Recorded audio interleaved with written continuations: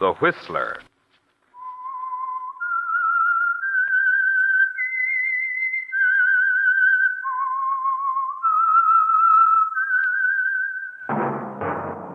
That whistle is your signal for the Whistler.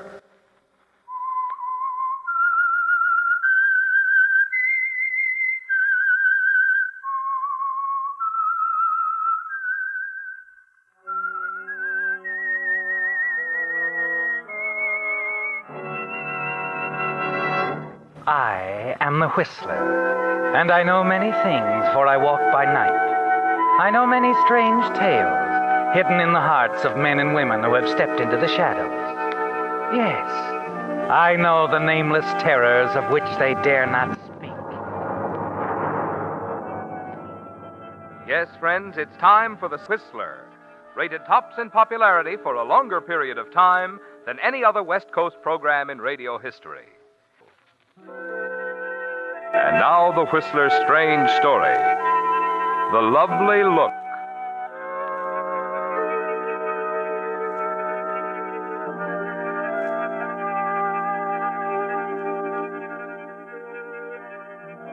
It began quietly, matter-of-factly. Charles Belden would have found it difficult to trace it back to the exact moment when he began to feel as he did toward the girl.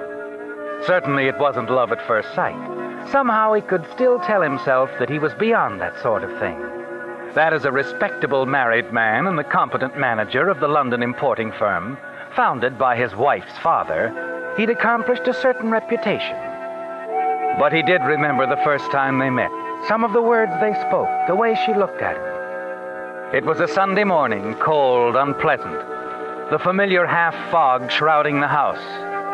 He'd gone outside, he didn't know why, to sniff the damp sea air and speculate on the weather. Or perhaps because there was as much companionship in loneliness as in listening to Helen. After 9 years, Helen was so very predictable. Near the front gate, the fog parted momentarily, drew back like a soft gray curtain, and there she was.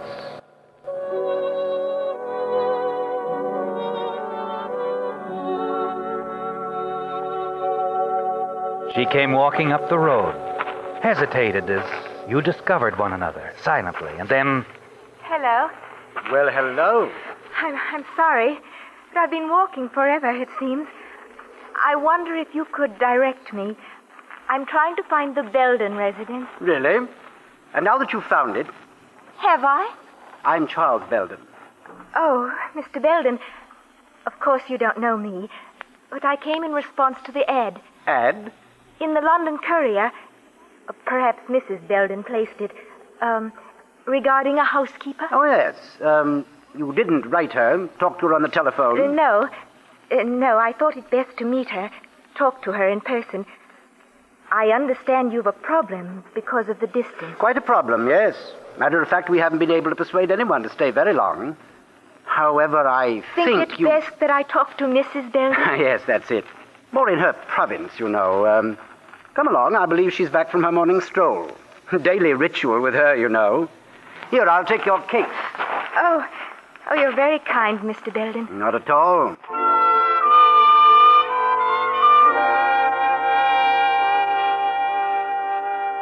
It's strange, isn't it, Charles? The effect of that brief moment of silence when you first caught sight of her. And going toward the house, taking her to see your wife, Helen, there's a vague awakening. A stirring of something inside of you that suggests a beginning and the end of monotony.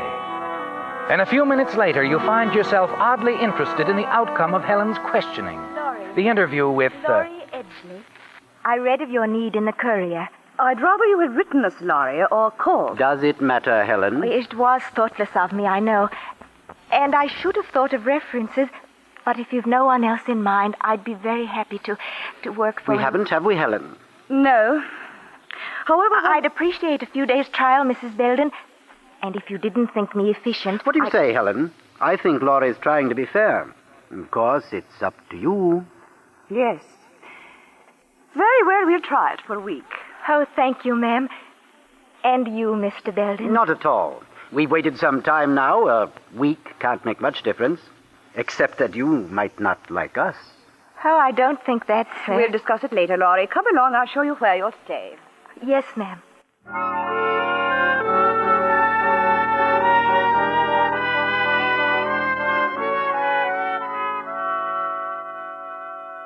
The way she looks at you. That's it, isn't it, Charles? Laurie's gentle, lovely look. It lingers in your mind, fading in and out of focus as you think about it and consider its meaning. Somehow it's more than a grateful glance, Charles. You're certain of it. And it remains with you in the days that follow, in the long drive to London and the dull hours at the office. What have we decided on the shipment of Cloy's name, Mr. Belden? Being held at the Southampton warehouse, you know. Mr. Belden. Yes, Laurie? What's that, Mr. Belden? Oh, sorry, Jameson. What was it now? Cloy's that shipment. Oh, yes. Why, I see no reason why we shouldn't accept it. Take care of it, will you, Jameson? I'm going home early today. Oh? Feeling badly, Mr. Belden? Not at all. I feel fine.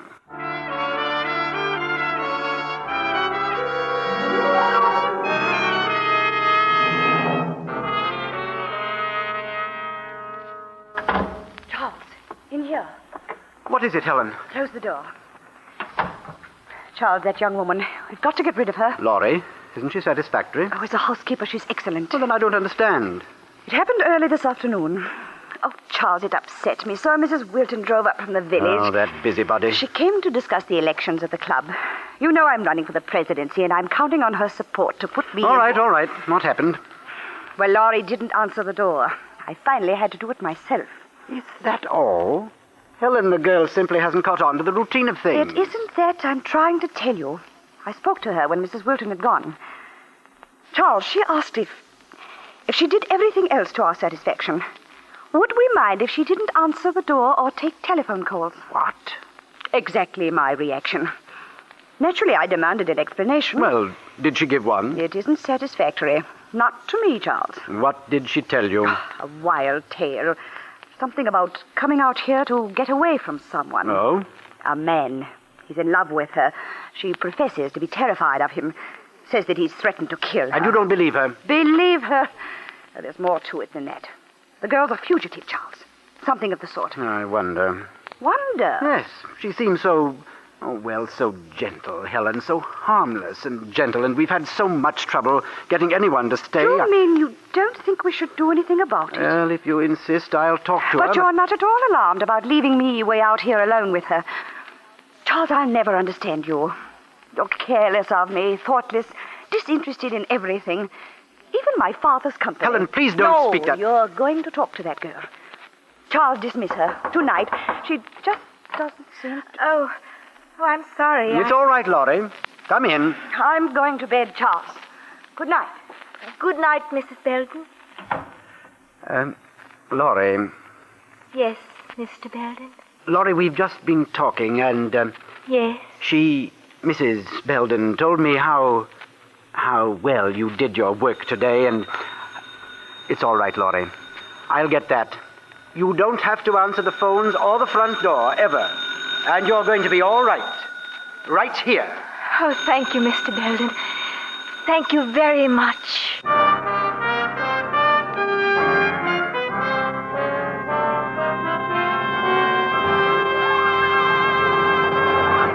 With the prologue of The Lovely Look brings you another strange tale by The Whistler.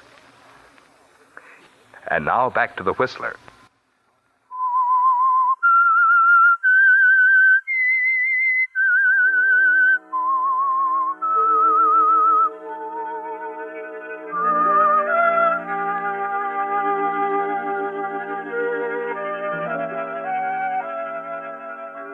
You couldn't dismiss her, could you, Charles?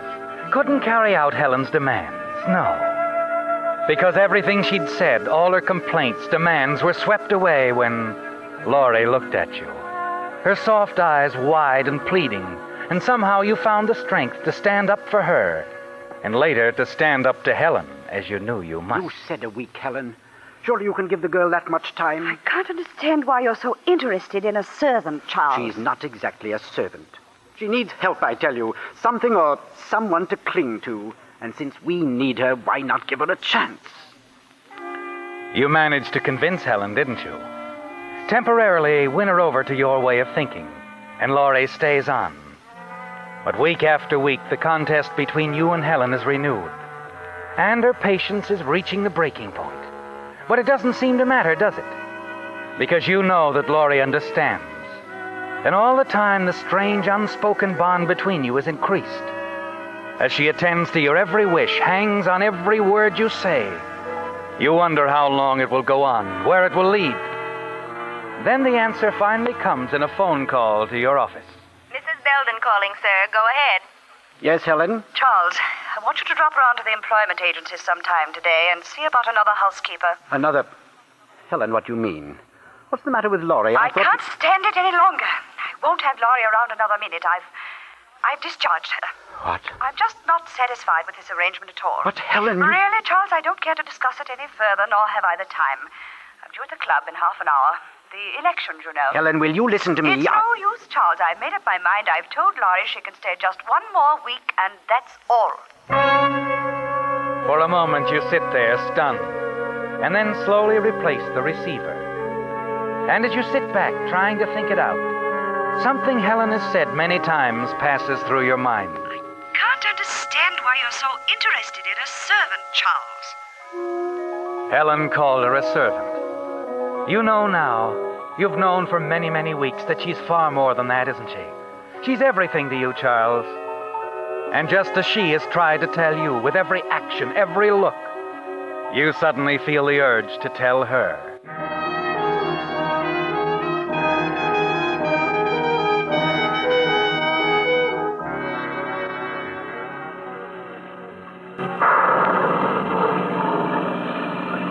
An hour later, you're racing across the English countryside. The rain driving against you as the car swerves perilously along the narrow cliff road.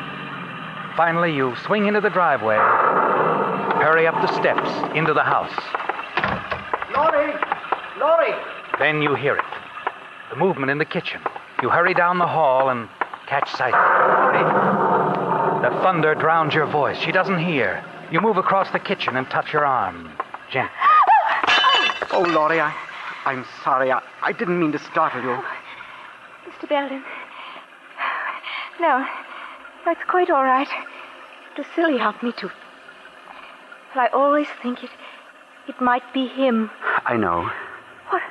Whatever are you doing home at this hour, Mr. Belden? I didn't expect... Well, I left some important papers in my desk. I had to come back from the office. Oh, in this storm, too. What a shame. Oh, here, let me do that. You'll cut yourself. May I fix some tea for you, Mr. Belden, before I go? Go. You're going out in this weather. Oh, it'll be clearing soon. And this is my day off, you know. Oh, yes, of course. I thought I'd go down to the village. I have some things to buy. Laurie, don't go. What? I mean, the village road. It's terribly slippery in the rain. On the way here, my car skidded, almost went over the cliffs. Oh, how awful. You could have been killed. Would you have cared, Laurie? Why, of course, Mr. Belden. You've been so kind to me. Laurie, listen to me. You can't go away. You mustn't. But Mrs. Belden said... Oh, she's quick-tempered. She says a lot of things she doesn't really mean. And besides, I can't let you go. Well, I suppose I could stay until you got someone else. That isn't what I mean, Laurie. It's... Well, I know I'm handling this rather badly. I don't quite know how to say it. You see, I've never really been in love before. In love? Don't you understand? Please. I want to marry you, Laurie. But you are married. Laurie, I'll change all that, and when I'm free... Please, Mr. Belden, you mustn't talk that way. I had to let you know how I felt.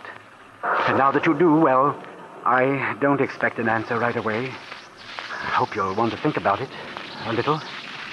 I think I'd better go now, Mr. Belden. Yes, all right, Laurie.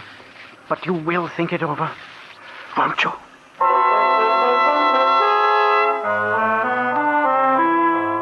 You watch Laurie as she hurries out. Somehow you feel confident that she'll want you to find a way to rid yourself of Helen. But that isn't going to be easy. Divorce is out of the question. Helen would certainly oppose it. And even if she didn't, a divorce would leave you penniless. the importing business, the house, everything belongs to Helen. Moments later in the library, you pour yourself a drink, pace the floor, try to find the answer to your problem. You're so engrossed with your thoughts, you don't hear the car in the driveway, the sound of the front door, and you don't feel the eyes watching you from the hallway. Then... Charles. Yeah. What? Oh, Helen, I know. You didn't expect me so soon. Well, I thought this was going to be an all-day meeting. It was going to be, yes. I simply walked out on them and came home. Something happened at the club. After all I've done for them. Imagine to elect a silly, illiterate creature like that Mrs. Meglin. I simply don't... by the way, Charles, what are you doing home at this time of day? Well, I... Really, Charles, I could have saved you this early trip back from town. I should have told you that Laurie always goes to the village on her day off. Didn't you know? What do you mean? I know why you came here, darling. You thought I'd be gone all day. You came back to see Laurie, didn't you? Laurie? Why, that's ridiculous. Is it? Helen, you can't be serious. Oh, stop it, Charles. You take me for a complete fool. I've noticed the way you watched her. That sick, stupid look on your face, mooning about like a schoolboy. Really. Helen, you're imagining Indeed, things. I never you're did it. So I tell you amusing, Charles. Do you think for one moment she'd be interested in you? Helen, that's enough. You're so terribly dull, darling. So unromantic. Helen! I feel sorry for you. But you'll get over it. Laurie will be gone soon, and you'll go back to your rose garden, your pipe collection. And you'll still have me. Won't you, darling? Charles, where are you going? Charles!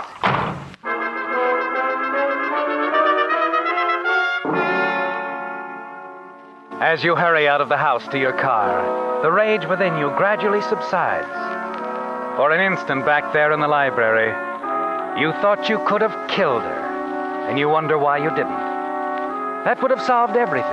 Yes, with Helen dead, you'd be free to marry Laurie.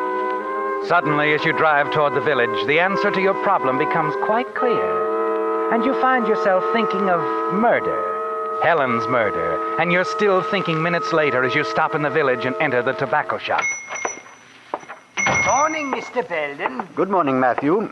Seems like it's clearing up a bit, eh? Quite a storm we had last night. Yes, it was. What's going on over at the constable's office? I noticed quite a few people. Oh, that bit of excitement we had. Constable and some of the lads brought a man down from the cliffs. Oh, the cliffs. Tourist chap, staying over at the inn. Decided he'd take a bit of a stroll early this morning. Lost his footing. Good thing for him he wasn't killed. I see. What'll it be, Mr. Belden? Same as usual, Matthew. Small tin. Righto. Lucky chap, that one. Dropped some 15, 20 feet down to a ledge, he did. Only thing stopped him from going all the way. Bruised him up a bit, hurt his leg, about all. He was lucky, all right. There you are, Mr. Belden. Thank you. Might be wise to caution Mrs. Belden about what happened this morning. She still goes for a walk along the cliffs every morning, doesn't she? Oh, yes. Yes, she does. The cliffs are dangerous in this kind of weather. Yes, you're quite right. Never can tell what might happen, you know. No, you never can tell.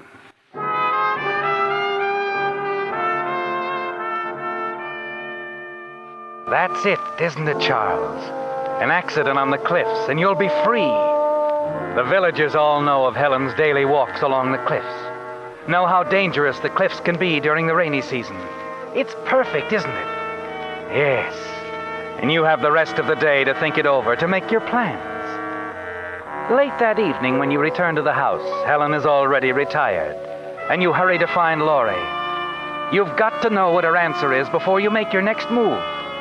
You can't wait, can you? You want to get it over with as quickly as possible. As you step into the half-darkened library, you see Laurie standing by the window, staring out into the garden, her back toward you. You approach within a few feet of her. Laurie, don't turn round.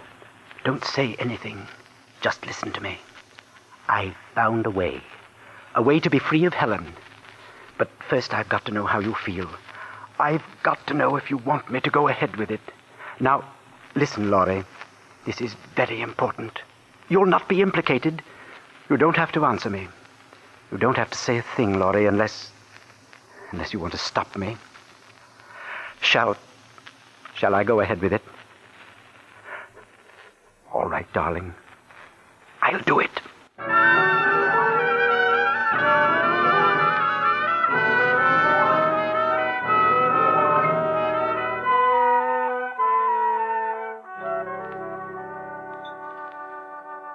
Morning, Charles. Morning, my dear. My, you're up bright and early. Rather a surprise.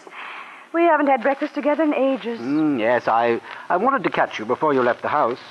You are going for a walk this morning? I thought I would. The rain has stopped. But, why'd you ask?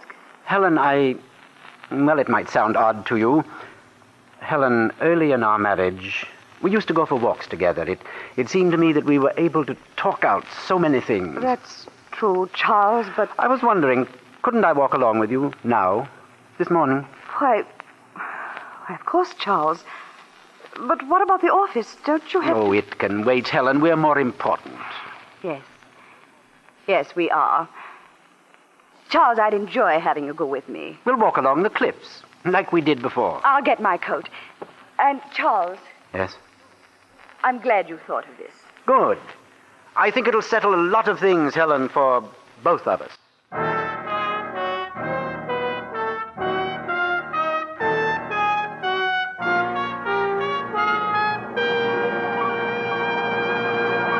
The Whistler will return in just a moment with the strange ending to tonight's story.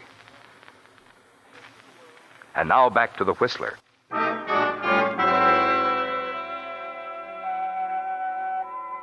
It's all over now, isn't it, Charles? The walk you took along the cliffs with Helen was the last one you'll ever have to take with her. And as you turn away from the precipice, the fog moves in around you, and you hurry back along the path toward the house.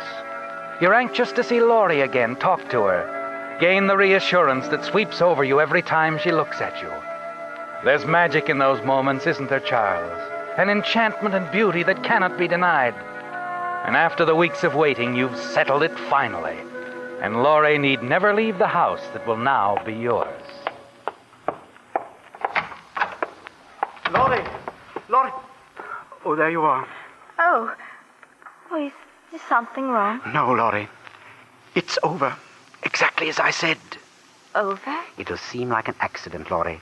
I'm sure of it. It's happened to someone from the hotel in the village. They'll think it was the same with Helen. Your wife? Don't you understand, Laurie?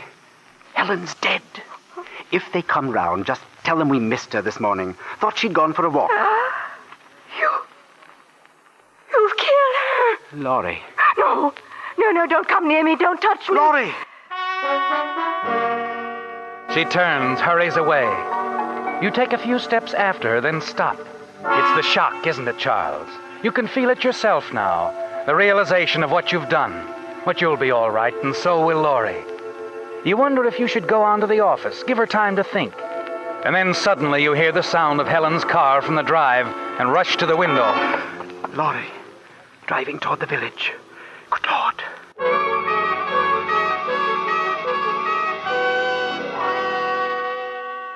Racing after her in your own car, a dozen thoughts pound in your mind as you wonder what you've done wrong. Perhaps it was the way you told her, the suddenness of it, the cold shock. And then you see Helen's car parked at the curb. You stop, step out, and realize too late that you followed Laurie right to the constable's office, where he's talking to her. And then, as you turn to hurry away... Just a moment, Belden. I wouldn't try to get back in that car if I were you. What's the matter, Constable? I have a few questions to ask you. Laurie here tells me you've killed your wife. She told you. Yes, just now.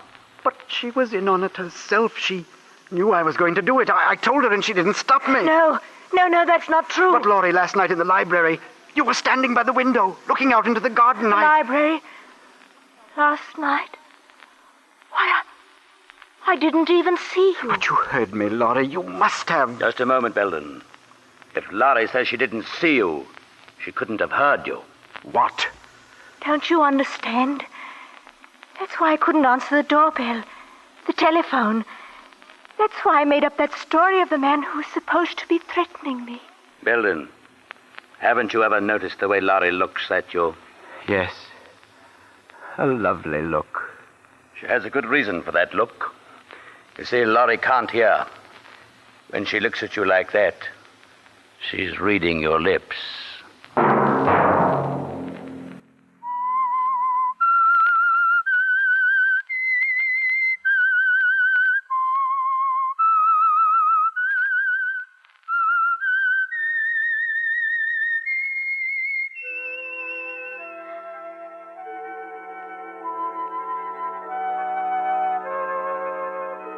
Let that whistle be your signal for the Whistler, each Sunday night at this same time.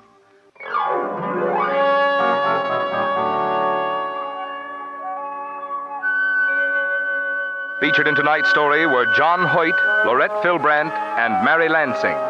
The Whistler was produced by George W. Allen and directed tonight by Sterling Tracy, with story by Mary Ruth Funk and music by Wilbur Hatch, and was transmitted to our troops overseas by the Armed Forces Radio Service.